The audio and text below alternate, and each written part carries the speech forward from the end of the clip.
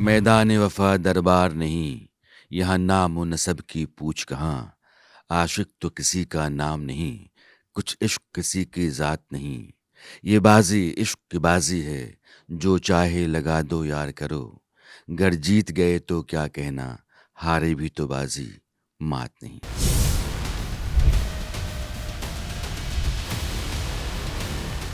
नमस्कार, मैं राणा यशवंत आपका स्वागत करता हूँ। और फैज़ का ये जो शेर है, वो ज़िंदगी की जो सलाहियत है, उसकी जो ओरिजिनलिटी है, उसकी बात करता है।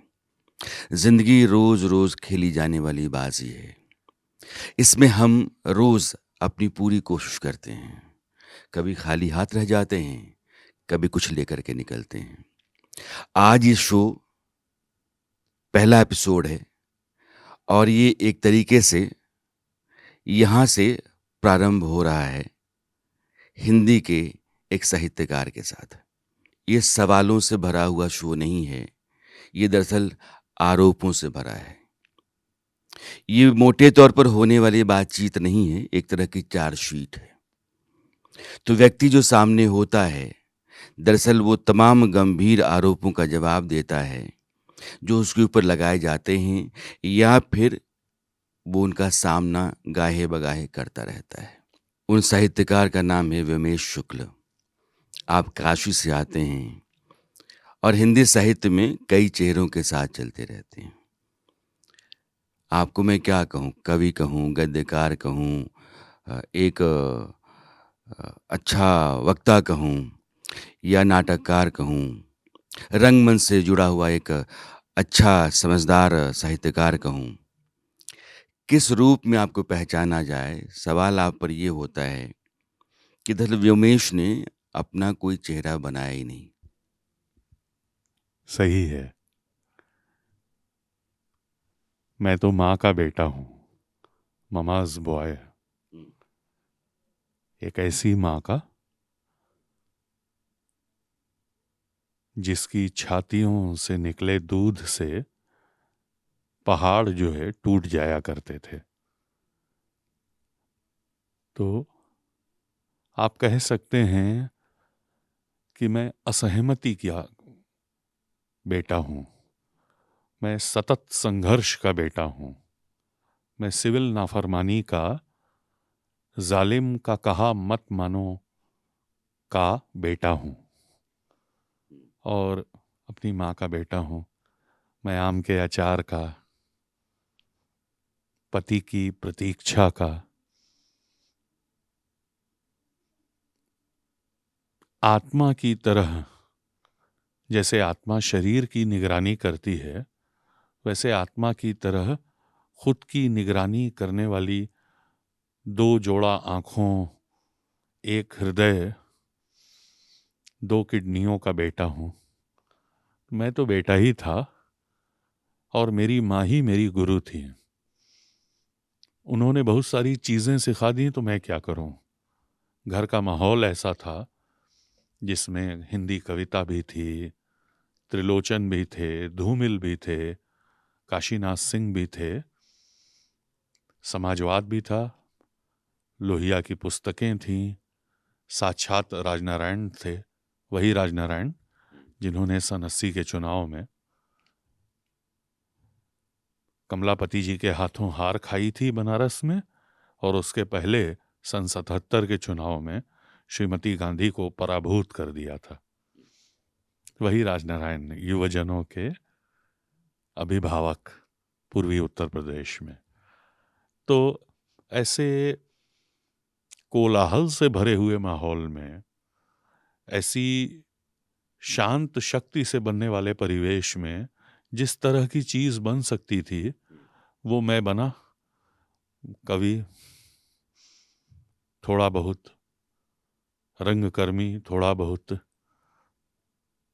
संस्था प्रबंधक, संस्था संचालक, थोड़ा बहुत वक्ता, थोड़ा बहुत, और वही थोड़ा बहुत नागरिक, थोड़ा बहुत पिता, थोड़ा बहुत पति। थोड़ा-थोड़ा करके व्योमेश पूरा हो जाते हैं। इस थोड़े-थोड़े में आपकी पूर्णता है, मोटे तौर पर। हुँ। जिस नगर से आप आते हैं, काशी, बनारस, हिंदी को उसने बहुत कुछ दिया है। वो हिंदी साहित्य की राजधानी मानी जाती रही है। लेकिन उस काशी पर एक गंभीर आरोप है कि बगल में प्रयाग को उसने सायास योजनाबद्ध तरीके से हाशिए पर धकेला, जहाँ निराला, महादेवी, बच्चन, भारती, अज्ञे जैसे साहित्यकार दूधनाथ सिंह तक के। उसकी कीर्ति वैसी नहीं जैसी काशी की रही। काशी से तनिक भी कमतर नहीं, बल्कि बहुत बेहतर साहित्यकार प्रयाग ने अपनी गोद में पाले, बड़ा किए, लेकिन काशी ने कुछ खेल कर दिया। हाँ, काशी क्रीड़ा भूमि है। आप देखिए, रामलीलाओं का लीला शब्द पर खास जोर है मेरा। प्रणयन और प्रबंधन और प्रचार काशी की ही भूमि से हुआ। तो काशी को रूप बदलना आता है, और शाहे वक्त की तारीफ में सलाम बजाना भी आता है। इलाहाबाद में एक बहुत पॉजिटिव किस्म का अड़ियलपन है। तो और ये बहस बहुत पुरानी है, बनारस बनाम इलाहाबाद वाली। इसमें बहुत सारे तत्व, बहुत सारी साहित्यिक, सांस्कृतिक, नागरिक स्मृतियां आकर जुड़ जाती हैं। परिमल बनाम प्रगतिशील लेखक संघ, यानी व्यक्तिवाद बनाम समष्टिवाद, यानी साहित्य में समूह और साहित्य में व्यक्ति की जो बहस थी, उसका भी अखाड़ा इलाहाबाद ही था। लेकिन बनारस उसमें प्रतिभाग करता था और बाज दफा इलाहाबाद को पराजित करता था, इलाहाबाद के हाथों पराजित हो भी जाता था। जिस खड़ी बोली का हम और आप बातचीत में व्यवहार कर रहे हैं, इसका इस रूप में निर्माण बनारस में हुआ है। इस तथ्य से कौन इनकार करेगा? लेकिन अगर आप थोड़ी सी और गवेषणा करेंगे, थोड़ी सी और रिसर्च करेंगे, तो ये पाएंगे कि 19वीं सदी के आखिर में और 20वीं सदी की शुरुआत में आजकल जिस संस्था का प्रमुख मैं हूं, यानी नागरी प्रचारणी सभा, सभा के नेतृत्व में जो हिंदी आंदोलन शुरू हुआ, रेवेन्यू रिकॉर्ड्स यानी सरकारी राजस्व अभिलेखों, दफ्तरों और अदालतों में नागरी लिपि और हिंदी भाषा के प्रवेश को लेकर के जो आंदोलन खड़ा हुआ, वो बनारस ने खड़ा किया। लेकिन उसका नेतृत्व एक इलाहाबादी के हाथ में था, जिसका नाम है पूज्यपाद महामना मदन मोहन मालवीय। तो काशी को तो इस बात का श्रेय मिलना चाहिए कि एक नितांत इलाहाबादी मूर्धन्य को उसने पहले अपने सूबे का और फिर अपनी सभ्यता का नायक बनने का अवसर दिया।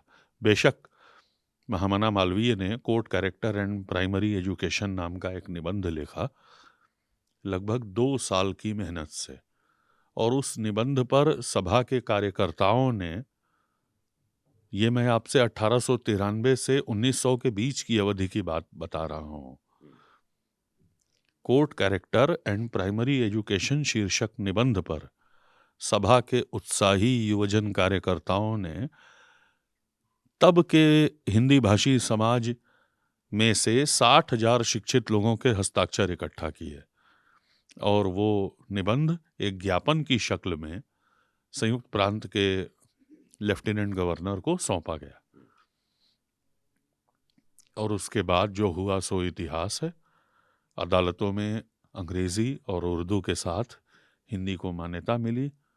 नागरी प्रचारणी सभा ने अपने खर्च पर हिंदी में अर्जियां लिखने वाले मुहर्रिर नियुक्त किए, और हिंदी का बोलबाला बढ़ते बढ़ते इस तारीख तक पहुंचा कि मैं आपके सामने बैठकर हिंदी में बात कर रहा हूं। जिस काशी की उस संस्था का आप उल्लेख करें, नागरी प्रचारणी का, उसने हिंदी के विकास में बहुत बड़ी भूमिका निभाई। हिंदी के संवर्धन संपोषण के लिए जिन लोगों ने इस संस्था का निर्माण किया, उनकी दृष्टि दूर तक जा रही थी और उसने इस संस्था ने हिंदी का बहुत भला किया, इसमें कोई दो राय नहीं है। आप अब उसके प्रधानमंत्री हैं। आप पर एक आरोप लगता है कि हिंदी के विकास और बेहतरी के लिए जो संस्था थी, दरअसल आपने उसको अपने विकास और बेहतरी के लिए खर्च कर दिया। हर आरोप जो हिंदी के प्रसंग से मेरी ओर आता है, सिर माथे। मैं आरोपों से घबराने वाला या बिदकने वाला या उनसे घबरा जाने वाला व्यक्ति नहीं हूं। ये याद रखने की जरूरत है कि आज से 2 साल पहले जिस हालत में नागरिक प्रचारणी सभा मुझे मिली थी, वो क्या थी? सारे विभाग बंद थे, पुस्तकालय बंद था, पांडुलिपियां अस्त व्यस्त थी, प्रकाशनों का कोई पता ठिकाना नहीं था, पुस्तकें मिलती नहीं थी, खरीदी नहीं जा सकती थी, और एक बड़ा साभ्यतिक साहित्यिक केंद्र जमीन के एक टुकड़े में घट गया था, बदल गया था। मैं आत्म प्रशंसा के मूड में कतई नहीं हूं, आप जानते ही हैं, लेकिन मेरे आने के बाद से सभा ने क्लासिक कृतियों के क्रिटिकल एडिशन प्रकाशित किए, रात दिन की मेहनत से। और वो एडिशन ऐसे हैं, हमने सबसे पहले आचार्य रामचंद्र शुक्ल की कालजयी कृति हिंदी साहित्य का इतिहास का प्रकाशन किया। आज की तारीख में हिंदी के 200 प्रकाशक उस कृति को छापते हैं, और सबकी छपाई में वर्तनी की, उद्धृत कविताओं में पदों की, सन संवत में न अंतहीन गलतियां हैं। हमने एक एक गलती का परिमार्जन किया और फुटनोट जोड़े। तो जो किताब पहले 600 पेज की थी, हमारे संपादन के बाद वो 850 पेज की हो गई।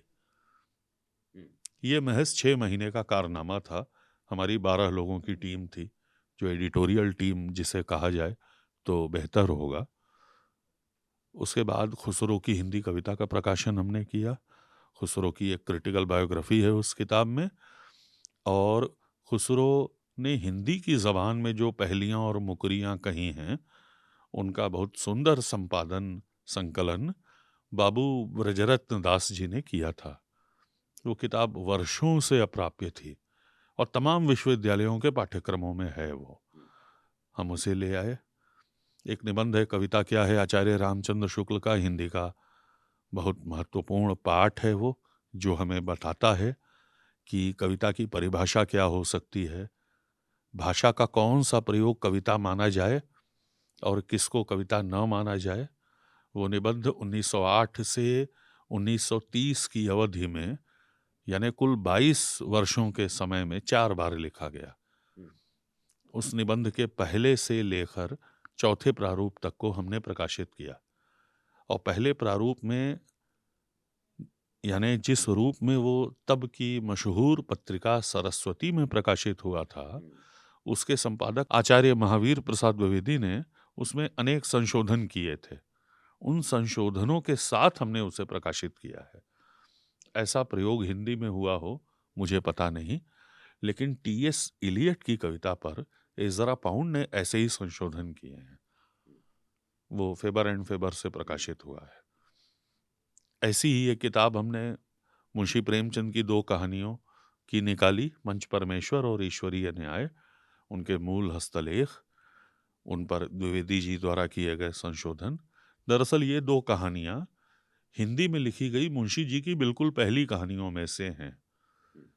आपको पता हो कि पहले मुंशी जी उर्दू में लिखा करते थे। समुचित रिस्पॉन्स और धन न मिलने के कारण वो हिंदी की दुनिया में आए और हिंदी में उनका यथोचित स्वागत हुआ। तो हिंदी में छपी हुई वो कहानियां, उनके हस्तलेख हमारी धरोहर हैं, इस अर्थ में कि उन पर द्विवेदी जी द्वारा किए गए संशोधन भी हैं। कहानी का नाम है पंच भगवान, और द्विवेदी जी ने भगवान को काट के परमेश्वर कर दिया है। वो कहानी लोक में, हिंदी पाठक संसार में पंच परमेश्वर के नाम से प्रसिद्ध है, लेकिन उस कहानी का नाम प्रेमचंद जी का रखा हुआ नहीं है। ये कितनी लोमहर्षक बात है, और हिंदी का पाठक इससे वंचित है, इस अमूल्य सूचना से। वो मान के चल रहा है कि प्रेमचंद की कहानी है तो नाम भी उन्होंने रखा होगा। हिंदी का साहित्य एक आदमी का साहित्य नहीं है। एक रचना के पीछे एक समूह सक्रिय होता है।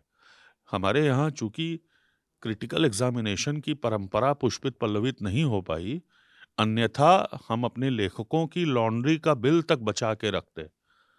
अगर अपने लंबे जीवन काल में वो 27 बार सिनेमा हॉल गया है, सिनेमा हॉल की टिकट उसने खरीदी है, उसकी अलमारी में रखी हुई है, तो वो भी हमारे लिए एक सिविलाइजेशनल एविडेंस का काम कर सकता है। यानी कि नागरिक प्रचारण ने आपके मुताबिक हिंदी की सेवा ही की है, आपने उससे कुछ बनाया नहीं।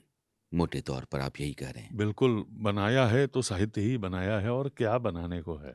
अभी गंगा के किनारे जो घाट हैं, मणिकर्णिका देश भर में सुर्खियों में रहा। वहाँ सीढ़ियाँ तोड़ी गईं, मंदिर तोड़े गए, मूर्तियों के बारे में भी तोड़े जाने की बातें आईं। सरकार ने कहा कि नहीं, मूर्तियाँ नहीं तोड़ी गई हैं। आप पर ये आरोप है कि आप सरकार के साथ खड़े हैं कि वहाँ जो मंदिर तोड़े गए, वो ठीक हुआ। नहीं, नहीं, आरोप सही है, भाषा मैं बदल लूँगा।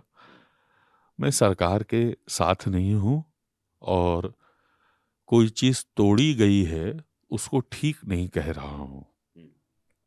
उसी दरमियान दरअसल बनारस में ये कहा जाने लगा कि वो महाश्मशान है, मणिकर्णिका घाट की जगह महाश्मशान है। मेरा ये विनम्र अनुरोध है कि ये एक राजनैतिक कहानी है, हमारे इतिहास का तथ्य नहीं है। मणिकर्णिका तीर्थ है, महाश्मशान कहीं और था। काल के गाल में वो स्थान बिला गया है, उसके ऊपर बस्ती बन गई है। बनारस पर कोई बात करते हुए हमें ये नहीं भूलना चाहिए कि हम संसार की प्राचीनतम जीवित रिहाइश के बारे में बात कर रहे हैं। ये ठीक है कि जहां छेनी हथौड़ी से तोड़ फोड़ का और मरम्मत का काम होना चाहिए, वहां जेसीबी और पोकलैंड मशीन का इस्तेमाल करना जल्दबाजी है। लेकिन ये कहना कि मणिकर्णिका घाट महाश्मशान है, सरासर गलत है। श्मशान विनायक का मंदिर मणिकर्णिका घाट से 2 किलोमीटर दूर है। अस्थि निक्षेप तड़ाक 2.5 किलोमीटर दूर है।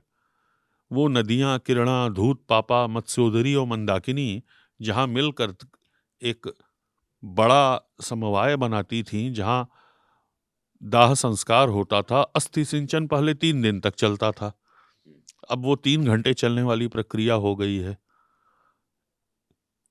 समयांतर के साथ साथ स्थानांतर हुआ है, ये एक तथ्य है जो कभी भी कहा जा सकना चाहिए। देखिए, सत्य की टाइमिंग नहीं देखनी चाहिए। लेकिन मणिकर्णिका पर जो टूटा, मंदिर टूटे, बाकी ढांचे टूटे हैं, उस तोड़े जाने के फैसले को आप कैसे ले रहे हैं?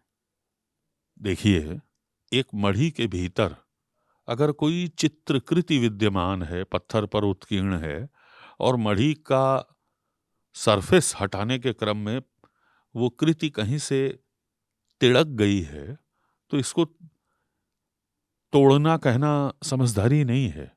और हर एक्शन में नियत की खराबी ढूंढ लेना भी समझदारी नहीं है। वो एक्शन, वो 10 इंच की एक खुदाई में पुण्य श्लोका राजमाता अहिल्याबाई होलकर को घाटों के पुनर्निर्माण का उचित ही श्रेय दिया जाता है। लेकिन हमें ये याद रखना चाहिए कि हर 10 इंच के नीचे एक नया स्तर सभ्यता का हमारी प्रतीक्षा कर रहा है। 10 इंच के बाद अगर ये सरफेस है, तो इसके 10 इंच नीचे एक और सरफेस है, एक और युग की दास्तान हमसे बताती हुई। तो बनारस के निर्माण में अनेकानेक रानी भवानियों और पुण्य श्लोका अहिल्याबाई होलकरों का व्यक्तित्व शामिल है। सबके प्रति हमको कृतज्ञता भाव रखना है। जो निर्माण कर रहा है, वो परंपरा में कुछ जोड़ रहा है। मैं तो यहाँ तक कहूँगा कि ऐसे ही निर्माण और विध्वंस के द्वंद्व से हमारी परंपरा ऐसे ही घात प्रतिघातों से विकसित निर्मित होती हुई आगे बढ़ी है। हर बात को एक राजनैतिक कहानी में रिड्यूस करना समझदारी नहीं है। श्मशान विनायक का मंदिर दूर है, मैं पहले ही बता चुका।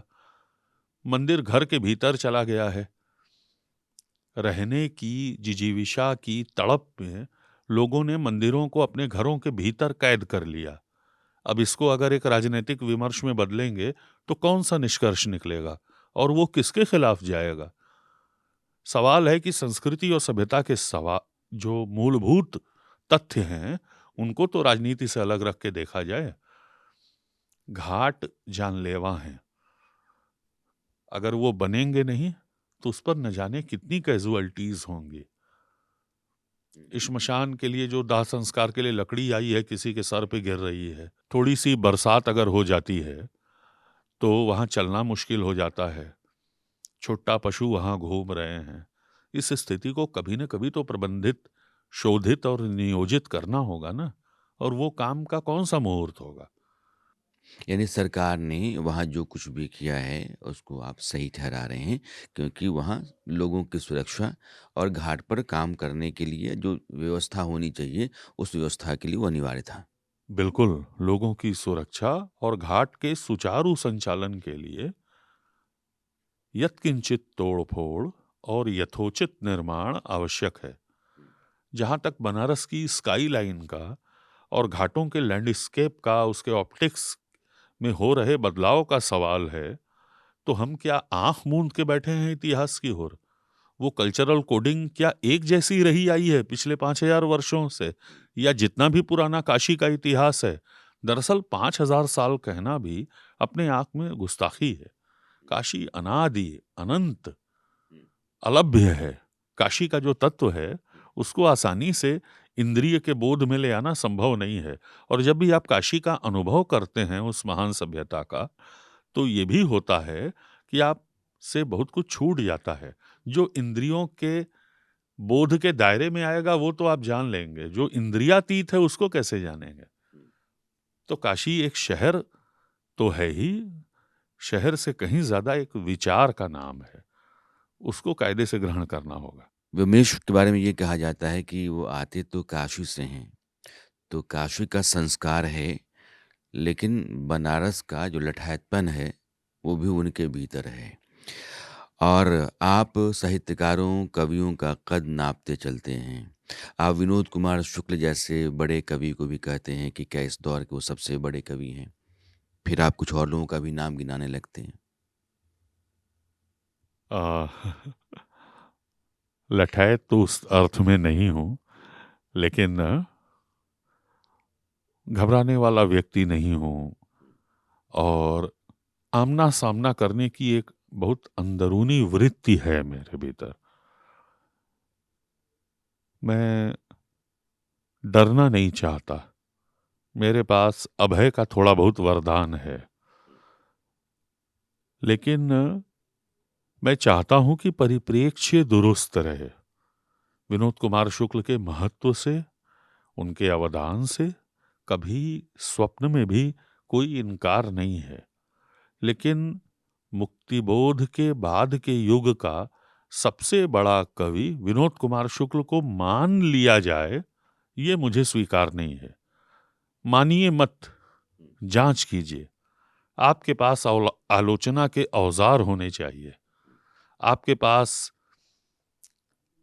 एक ऐसी पाठकीय शक्ति होनी चाहिए बौद्धिकता की, जो तमाम चीजों को निरसित कर सके, तमाम चीजों को स्वीकृत कर सके, तमाम काटाकूटी होनी चाहिए आपके मजमून में। तब जाकर के एक कवि व्यक्तित्व का निर्माण होता है, उसका कैननाइजेशन होता है। वॉक ओवर मत दीजिए ना। मुक्तिबोध हो या विनोद कुमार शुक्ल हो या निराला हो या कोई भी कवि बड़ा हो हमारा, उसको समुचित आलोचनात्मक मूल्यांकन के अभाव में सबसे बड़ा कवि, सबसे महान कवि, आलोचना का विकल्प विशेषण नहीं हो सकते। तो आपको ये लगता है कि विनोद कुमार शुक्ल को ये कह दिया गया कि मान लीजिए, क्योंकि उनके साथ एक समर्थक गुट था और उसने यह राय तैयार की कि विनोद कुमार शुक्ल जो हैं इस दौर के सबसे बड़े कवि हैं। आप कहते हैं कि इसकी समालोचना होनी चाहिए और उसके लिए जो आलोचना-समालोचना की शर्तें होती हैं, उस कसौटी पर कसा जाना चाहिए। फिर कौन आपको लगता है कि विनोद कुमार शुक्ल के साथ है, समानांतर है या उनसे अच्छा है? देखिए, कवि की केंद्रीयता का प्रश्न अप्रासंगिक हो चुका है। अब कोई व्यक्ति विशेष, कोई कवि विशेष इस वृत्त के केंद्र में बैठा हुआ हो, ये अवधारणा पुरानी पड़ चुकी है। हमने देखा है, एक बहुत प्रसिद्ध कथन है कि छायावाद की केंद्रीय कविता कामायनी है, जिसके लेखक by the way Jaishankar Prasad हैं, और छायावाद का केंद्रीय कवि व्यक्तित्व निराला का है। ये अद्भुत अवधारणा है कि एक कृति को अगर केंद्र में रखेंगे तो वो कामायनी होगी, लेकिन एक कवि व्यक्तित्व को अगर बीच में लाएंगे तो वो कामायनी के रचनाकार जयशंकर प्रसाद का नहीं, सूर्यकांत त्रिपाठी निराला का होगा। ये एक आलोचनात्मक अवधारणा है जिससे असहमत भी हुआ जा सकता है, लेकिन इसमें जो लचक है उससे बहुत कुछ पता लगता है साहित्यिक मूल्यांकन की कसौटियों के बारे में। छायावाद के बाद नई कविता के जमाने में और नेहरू युग से मोहभंग का जो व्यापक दौर है, उसमें मुक्तिबोध की शीर्ष स्थानीयता को अज्ञेय का किरदार चुनौती देता है। बहुत दिनों तक हिंदी में इस बात पर बहस चली है कि मुक्तिबोध बढ़े कि अज्ञेय। अंततः वो बहस, देखिए, सवाल अनसुलझे छोड़ जाते हैं और कुछ समय बाद समुचित सामान्य ज्ञान के अभाव में कुछ लोग पुराने सवालों को ही दोहराने लगते हैं, जिसे पिष्ट पेषण कहा जाता है, पीसे हुए को पीसना। ये अच्छा नहीं है। जिन लोगों ने अपने आलोचनात्मक मंतव्यों से विनोद कुमार शुक्ल की एक कवि के रूप में, एक उपन्यासकार के रूप में प्रतिष्ठा की, जिन्होंने उन पर लिखा, मिसाल के लिए अशोक वाजपेयी, विष्णु खरे, नरेश सक्सेना और भी लोग गिने जा सकते हैं, उन पर विनोद कुमार शुक्ल ने नहीं लिखा। अब आज के 50 साल बाद जब वो कवि भी दृश्य में नहीं होंगे जिन्होंने विनोद कुमार शुक्ल पर लिखा, और विनोद कुमार शुक्ल भी दृश्य में नहीं है, तो क्या इस आधार पर मूल्यांकन होगा कि विनोद कुमार शुक्ल ने तो किसी को बड़ा नहीं माना? अरे, विनोद कुमार शुक्ल ने किसी को बड़ा नहीं माना, ये उनका चयन था। मैंने किसी को उल्लेखनीय माना, मेरी बौद्धिकता किसी के काव्य व्यक्तित्व से, किसी की लिखी हुई सुंदर सुंदर कविता से उत्तेजित हुई और मैंने उसके ऊपर कलम चलाई। ये मेरी उदारता है। मेरे पास आलोचना के औजार थे, मैं आलोचना लिख सकता था, इसलिए मैंने आलोचना लिखी। अपने कवि व्यक्तित्व को दांव पर लगाकर लिखी। विष्णु खरे ने विनोद कुमार शुक्ल पर आलोचना लिखी। इससे क्या ये सिद्ध हो गया कि विष्णु खरे बड़े कवि नहीं रहे, विनोद कुमार शुक्ल बड़े हैं? विष्णु खरे को सन 2010 के बाद वाली पाठकीय कीर्ति और लोकप्रियता नहीं मिल सकी उस तरह से, जैसे जीवन के अंतिम वर्षों में रॉयल्टी के तौर पर दीवार में एक खिड़की रहती थी कि बिक्री के तौर पर विनोद कुमार शुक्ल को मिली। लेकिन क्या बिक्री को बड़प्पन का पैमाना माना जाएगा? मैं ये कह रहा हूं कि विनोद कुमार शुक्ल जैसे अनेक कवि हैं। आप आलोचना की शर्तों और कसौटी का हवाला देकर के अभी यह कहना चाहते हैं कि विष्णु खरे विनोद कुमार शुक्ल से बेहतर कवि या उनके समानांतर कवि हैं। समकक्षता प्रस्तावित कर रहा हूं। हाँ, विष्णु खरे, विनोद कुमार ये एक शुक्ल। विवाद को पैदा कर सकता है। करे, हुँ, विवाद पैदा होगा इस भय से अपनी बात न कही जाए तो ये उचित नहीं होगा। ये उस्तादों ने नहीं सिखाया है। व्योमेश शुक्ल के बारे में कहा ये जाता है कि आम तौर पर साहित्य जो है वो समाज की तरफ से सत्ता का प्रतिपक्ष रचता है, लेकिन व्योमेश सरकार के साथ खड़े दिखते हैं। ये आरोप मुझ पर लगाया जाता है। आरोप लगाने वालों ने कोई सत्य ढूंढा होगा और तब ऐसा कहना शुरू किया होगा। देखिए, इतना ब्लैक एंड व्हाइट नहीं होता साहित्य का विवेक। सत्ता का पक्ष और सत्ता का विपक्ष, ऐसे शेड्स में बांट के साहित्य को नहीं देखना चाहिए। एक रंग से दूसरे रंग की यात्रा में बहुत सारी रंगतें होती हैं। उनकी पहचान का विवेक अगर हमारे में नहीं है, सूक्ष्मता नहीं है, बारीकी नहीं है, जटिलता नहीं है, जिसे इंटेलेक्चुअल टफनेस कहा जाता है एक मुहावरे में, तो हम आरोप लगा के संतुष्ट हो सकते हैं, सोशल मीडिया पर ट्रोलिंग कर सकते हैं, आदि आदि।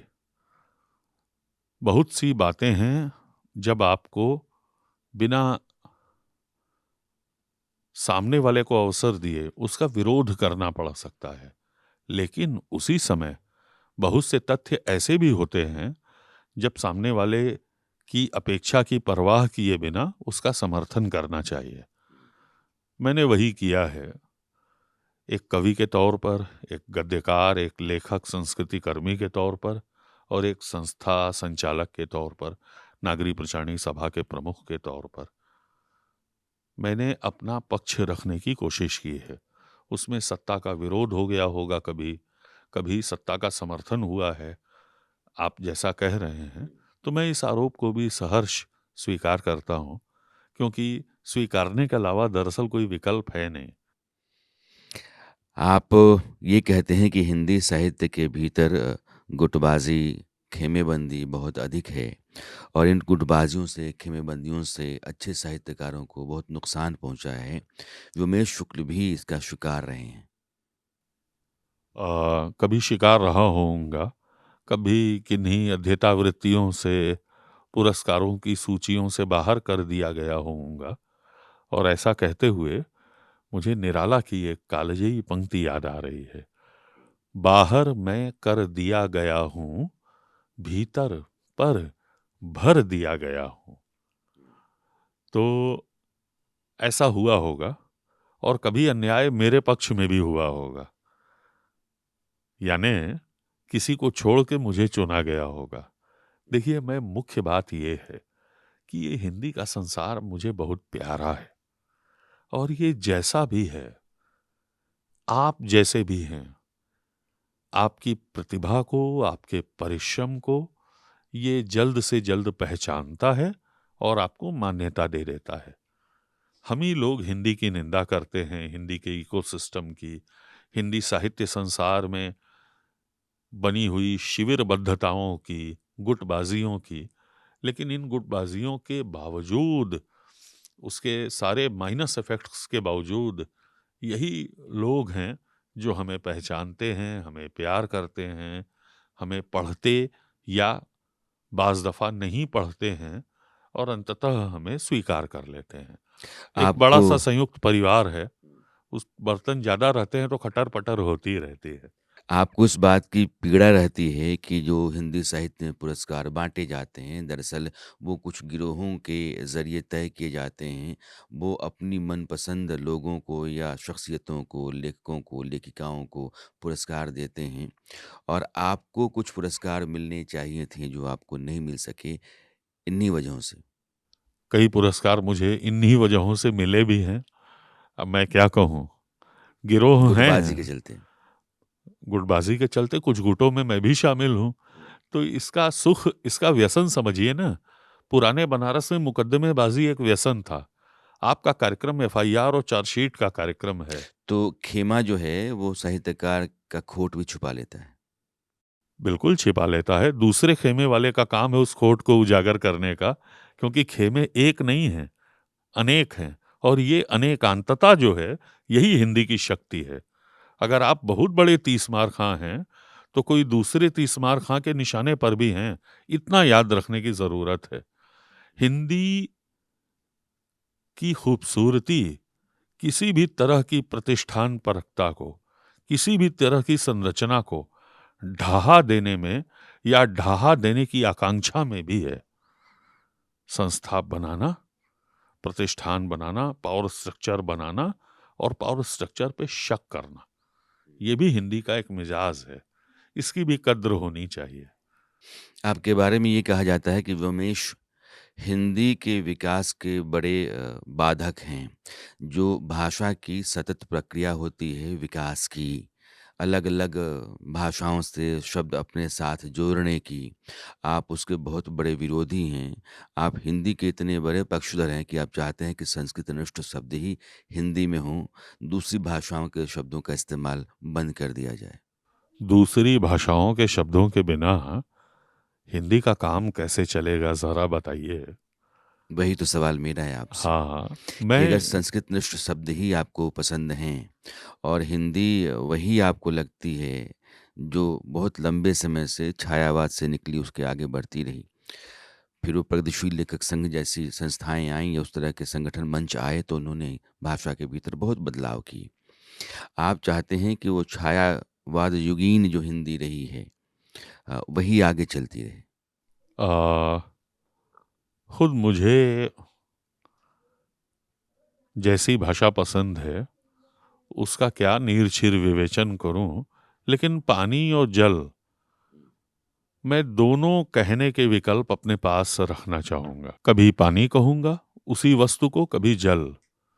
जल से परहेज नहीं है मुझे, जल पर अतिरिक्त इसरार भी नहीं है मेरा, लेकिन मेरा कमंडल जो है जल कहे बिना भरेगा नहीं, और बोतल में भरना होगा तो पानी ही भरना होगा। तो परिस्थितियां मेरा भाषिक विन्यास तय करेंगी, परिस्थितियां मेरी शब्द प्रीति तय करेगी।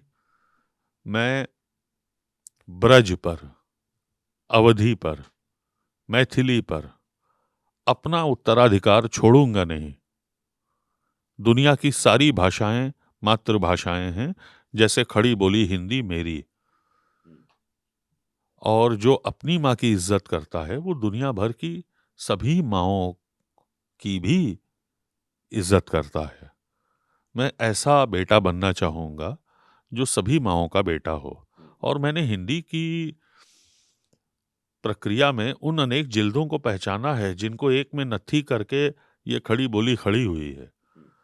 तो जो काशिका है, जो भोजपुरी है, अंगिका है, बज्जिका है, बुंदेली है, बघेली है, इनसे विरत रह के कोई हिंदी बने, इसकी कल्पना मैं नहीं करता।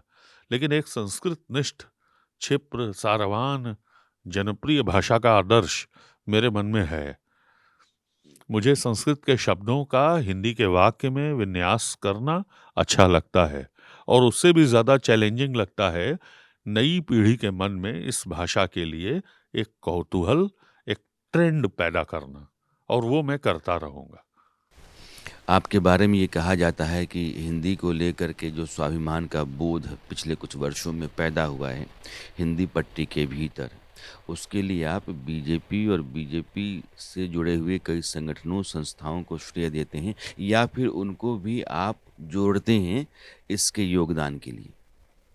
इसको कैसे कहा जाए, इस परिघटना को आप ही बताइए मुझे, कि हिंदी जो है युवता की भाषा हुई है।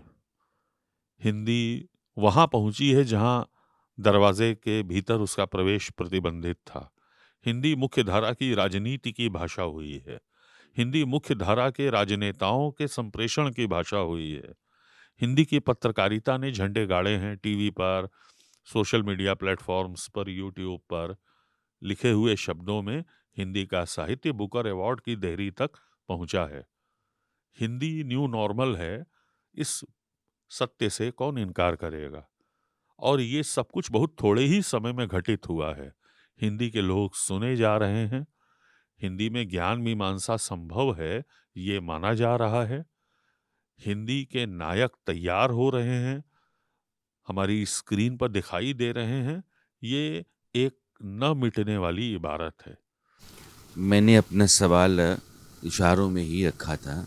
आपने खुल करके ये कहना शुरू कर दिया है या बताना कि नरेंद्र मोदी के नेतृत्व में जो हिंदुस्तान का नया दौर शुरू हुआ है, उसने हिंदी को एक नया चेहरा, एक नई धार, एक नया तेवर दिया है। हिंदी को छोड़ा नहीं जा सकता।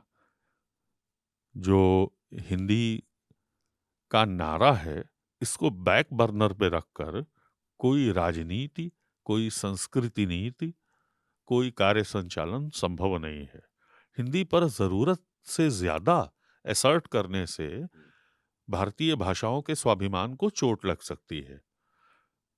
तो न्यूनतम शालीनता का परिचय देते हुए और अधिकतम उदारता का परिचय देते हुए हिंदी का काम तो करना ही होगा। हिंदी को बढ़ाना होगा। हिंदी के वाक्य को खूबसूरत से खूबसूरत, शक्तिशाली से शक्तिशाली, संप्रेषणीय से संप्रेषणीय बनाना होगा। हिंदी में कविताएं लिखनी होंगी, कहानियां, उपन्यास लिखने होंगे।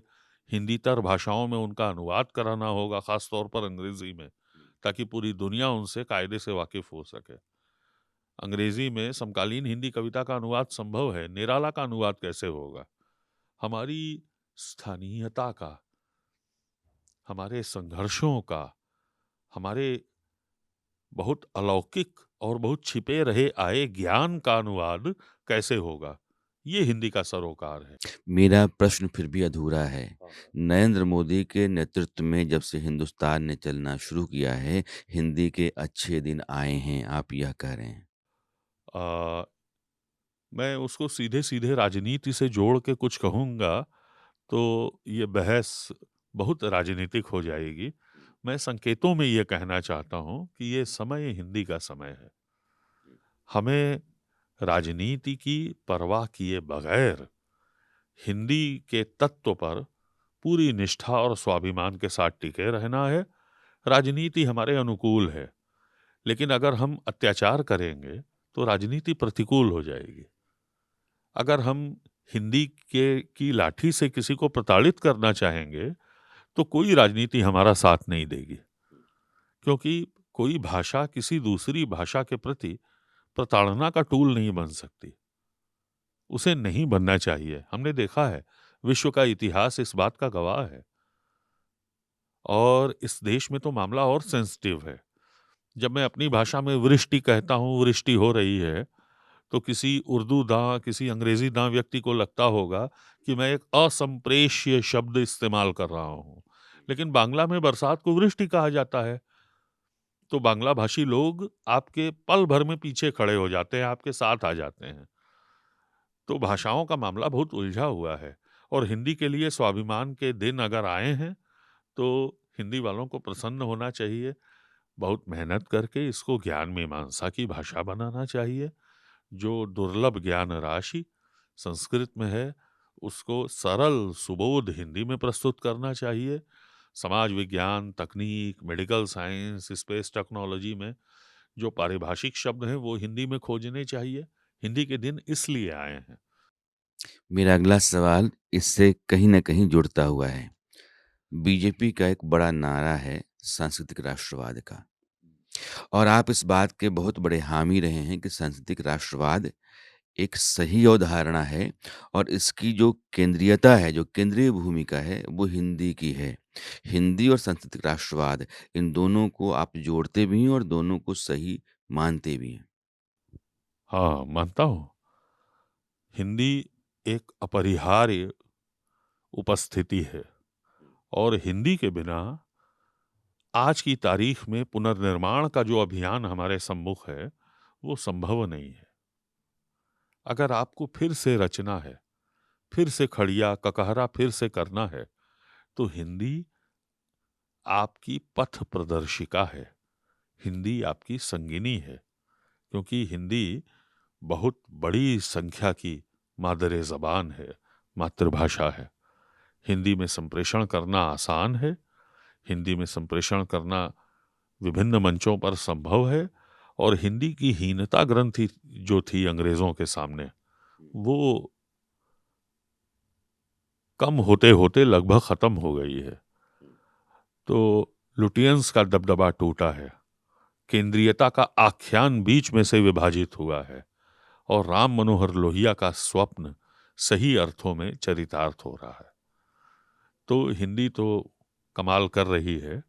सांस्कृतिक राष्ट्रवाद सिर्फ हिंदी और भाषा के स्तर पर ही नहीं है, उसका एक बहुत विस्तार है। उसमें कई बातें चलती हैं। आपका इतिहास भी है, आपकी सांस्कृतिक धरोहर भी है, आपकी जो बहुत पुरानी जीवन शैली है, वह भी उसमें शामिल है। बिल्कुल। जब कभी भी आप संस्कृत राष्ट्रवाद कहते हैं और उसकी केंद्रीयता हिंदी के हाथ में रखते हैं, तो आप इस देश के एक बहुत बड़े वर्ग को उस सांस्कृतिक राष्ट्रवाद से या भारत के समाज से काटते हैं, जिसको हम मुस्लिम समाज कहते हैं। किसी को काट के कोई राष्ट्र बनाने का स्वप्न मेरे मन में नहीं है। एक समावेशिता और उदारता भारत के स्वभाव में अनुस्यूत है। उसके बिना हमारा काम नहीं चलेगा। हमें ये याद रखना होगा कि गालिब और मीर इसी भारतीय उपमहाद्वीप के कवि हैं। मध्य एशिया में जब अब्र का उल्लेख आता है, बादलों का जिक्र आता है, तो वहाँ के नागरिक जान लेते हैं कि ये कवि लाख हमारे धर्म का अनुयायी हो, हमारी बात नहीं कर रहा है। तो धर्मेतर अध्यात्म, धर्मेतर संस्कृति, धर्मेतर अभ्यास जैसी भी कोई वस्तु हुआ करती है। तो ये जो भारत नाम की संरचना है, इसमें रहने वाले लोग भारतीय हैं अंततः।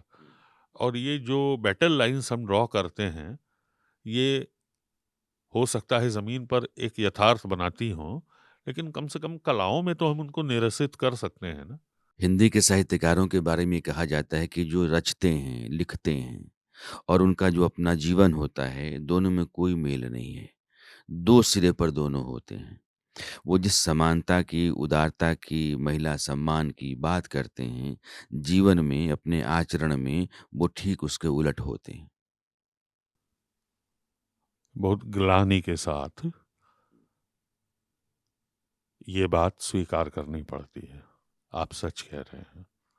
ऐसे लेखक हाल के दिनों में सामने आए हैं जिन्होंने स्त्री का शोषण किया है। इस तथ्य के आगे हिंदी के लेखक का सिर जो है शर्म से झुक जाना चाहिए। लेकिन एक बात और है उसी समय कि हिंदी समाज ने ऐसे लोगों को उनकी असली जगह दिखा दी है। तो मी टू कैंपेन में भी हमने देखा कई महापुरुषों पर आरोप लगे और उनका महत्व जो है खंडित हो गया बिल्कुल।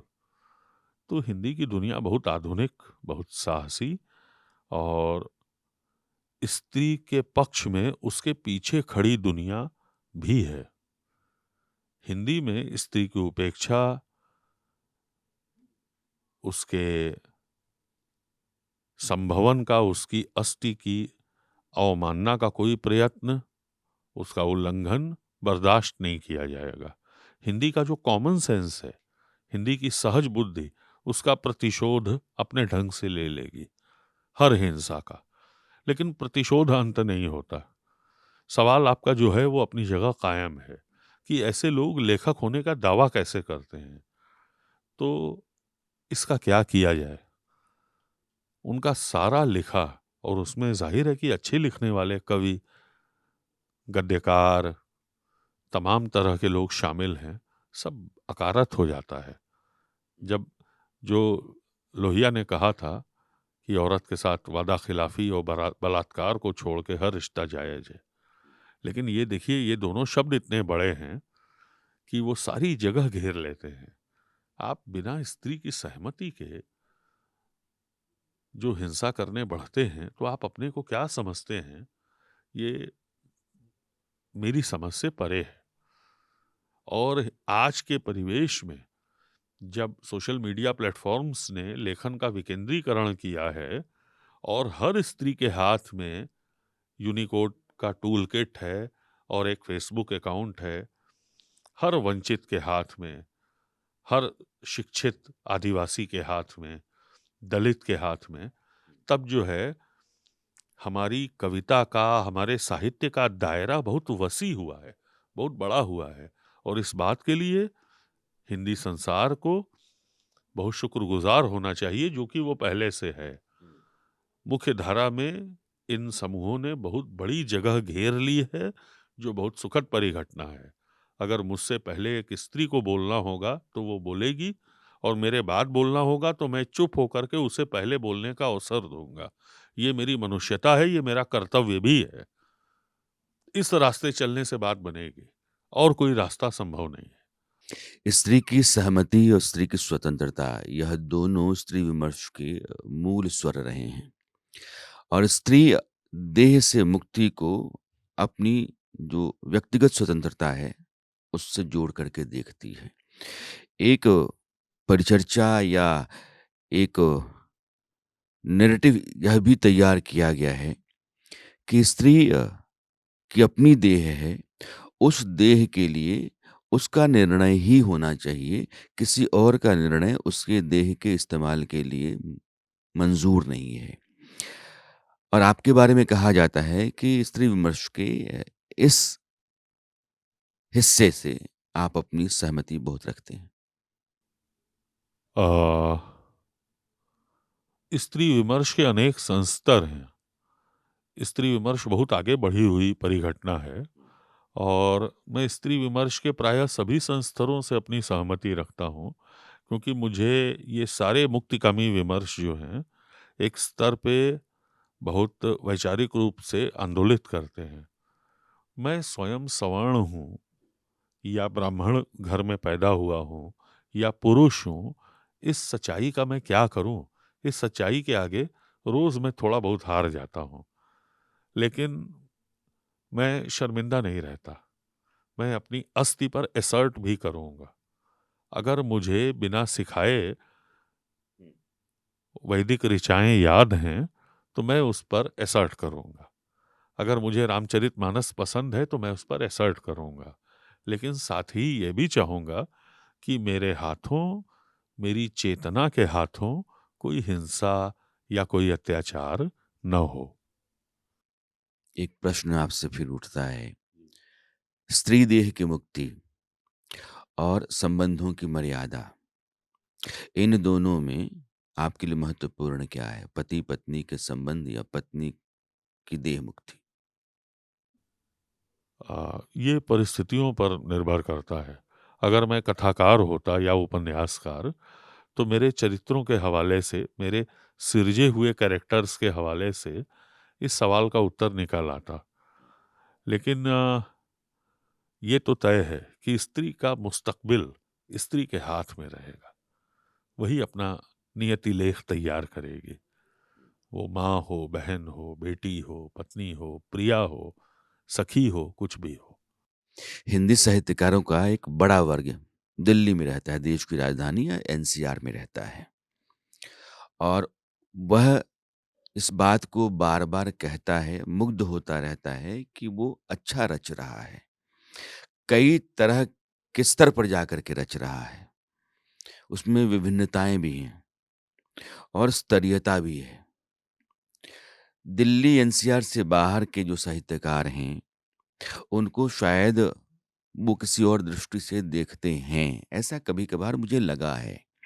मैं दावे से नहीं कह सकता हूँ। लेकिन आपके बारे में ये कहा जाता है कि आप दिल्ली के साहित्यकारों और साहित्यकार समाज को स्तरीय नहीं मानते हैं हिंदी साहित्य के लिहाज से। नहीं, ऐसा नहीं है। और एक शहर के रूप में मुझे दिल्ली बहुत प्रिय है। दिल्ली मेरी फेवरेट है, जैसे कि बनारस मेरा फेवरेट है। एक से अधिक हम लोग तो बहुदेववादी हैं ना। एक देवता का नाम बनारस है और एक देवता का नाम दिल्ली। लेकिन अगर कोई एक्सक्लूसिविटी, अगर कोई छुआ-छूत दिल्ली का कोई साहित्यकार मानता है या कोई व्यक्ति विशेष इस तरह की गलतफ़हमी में है कि वो स्तरीय रच रहा है महज़ दिल्ली में रहने के कारण, तो मुझे गालिब का एक शेर याद आता है। हमको मालूम है जन्नत की हकीकत, लेकिन दिल के बहलाने को गालिब ये ख़याल अच्छा है। इससे दिल बहल सकता है किसी का, ये वस्तु तथ्य नहीं है। और सृजनात्मकता का किसी शहर की नागरिकता से कोई ऐसा स्थूल, सपाट, एक रेखीय रिश्ता होता नहीं है। फारबिसगंज, पूर्णिया के लोकेल को अगर मैला आंचल में से घटा दें, तो क्या संभव है? मैला आंचल लिखने वाला क्या दिल्ली में रहता था? राग दरबारी लिखने वाला क्या दिल्ली में रहता था? बहती गंगा लिखने वाले रुद्र तो गंगा के किनारे काशी में भांग छान के मस्त रहा करते थे। तो ये कैसा बँटवारा है? और दिल्ली को आप देखिए बीते 2 दशकों में समकालीन हिंदी साहित्य के जो मूर्धन्य थे, नामवर सिंह, राजेंद्र यादव, केदारनाथ सिंह, कुंवर नारायण, मंगलेश डबराल, विष्णु खरे, इनके तिरोधान के बाद अगर एक केंद्रवर्ती व्यक्तित्व ढूँढना हो और अशोक वाजपेयी को एक तरफ कर दें आप, तो आप किसको पाते हैं? क्या हिंदी व्यक्तित्व के अभाव की जिस समस्या से जूझ रही है, मूर्धन्यों के अभाव की, दिल्ली उसका अपवाद है? मेरे ख्याल से नहीं है। एक बड़ा पब्लिक इंटेलेक्चुअल, मैं फिर अशोक वाजपेयी को एक तरफ कर रहा हूँ, एक बड़ा मेगा ऑथर क्या है दिल्ली में? और है तो मुझे आप बताइएगा कि कौन है? मुझे पता है कि दिल्ली में अनेक संभावनाशील और अपनी-अपनी शक्तियों से संपन्न लेखक हैं, विभिन्न मतवादों के, अलग-अलग विचारों पर, अलग-अलग सूत्रों पर, अलग-अलग माध्यमों में काम करने वाले।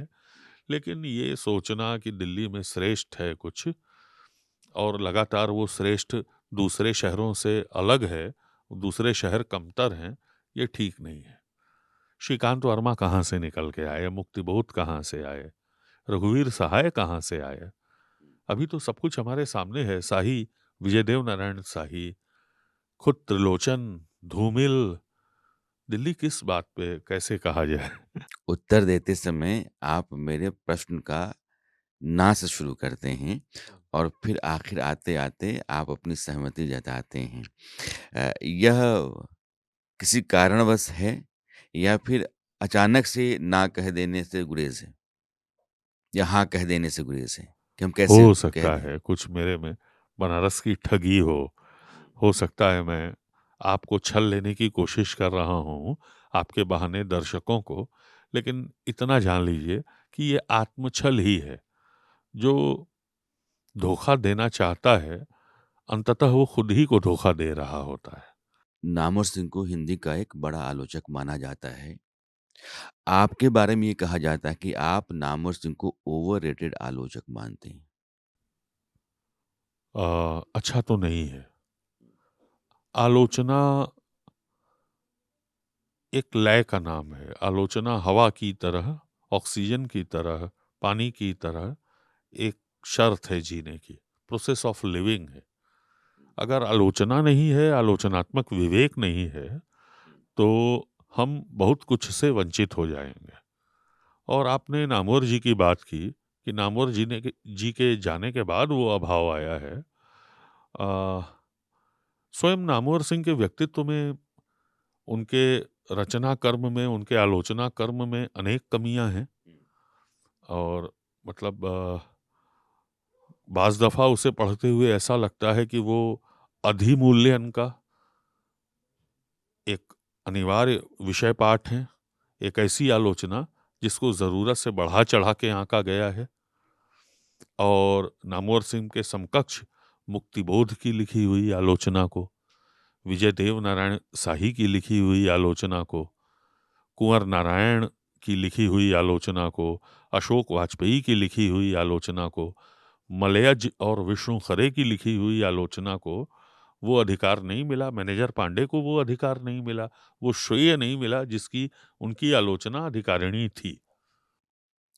उमेश, मेरे सवालों का, मेरे आरोपों का आपने जवाब दिया है, खुल के दिया है। कई जवाब आपके विवाद पैदा करेंगे, कई चर्चा में रहेंगे।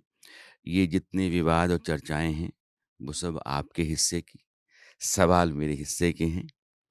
और इस शो के पहले एपिसोड में विमेश शुक्ल और ये चर्चा लंबी चली है और बारहा लंबी चलती रहेगी। मेरी कोशिश है कि यह जो शो है वो आपको एक नया टेस्ट दे, आपका स्वाद बदले और कुछ नएपन के साथ टीवी पर एक संजीदगी और एक जीवंतता दोनों बनी रहें। अब मुझे दीजिए विदा। नमस्कार।